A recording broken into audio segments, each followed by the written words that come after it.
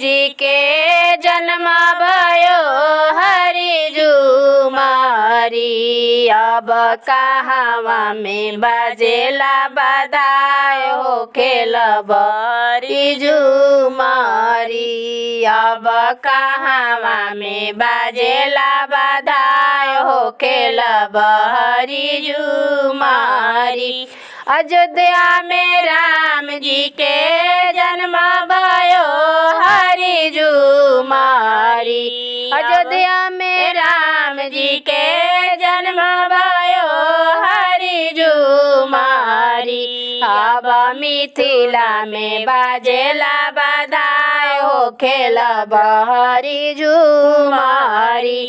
अब मिथिला में बाजेला बधाई हो खेल हरि झुमारी। कहवा से आवेला बुकवा हरि झुमारी। अब कहवा से आवेला अबीर हो खेल हरि झुमारी। अब कहवा से आवेला अबीर हो खेल हरि झुमारी। अयोध्या से आवेला बुकवा हरि झुमारी। अब मिथिला से आवेला अबीर हो खेल हरि झुमारी। अब मिथिला से आवेला अबीर हो खेल हरि झुमारी। कहवा में उड़ेला बुकवा हरि झुमारी। अब कहवा में उड़ेला अबीर हो खेल हरि झुमारी।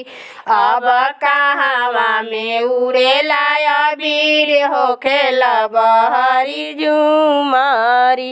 अयोध्या में उड़ेला बुकवा हरि झुमारी। अब मिथिला में उड़ेला अबीर हो खेल हरि झुमारी। अब मिथिला में उड़ेला अबीर हो खेल हरि झुमारी। चिठिया पर चिट्ठी लिखी सीता पेठौली हरि झुमारी। चिठिया पर चिट्ठी लिखी राम पेठौली हरि झुमारी। अब उमड़ी ना आयो श्री राम हो खेल हरि झुमारी।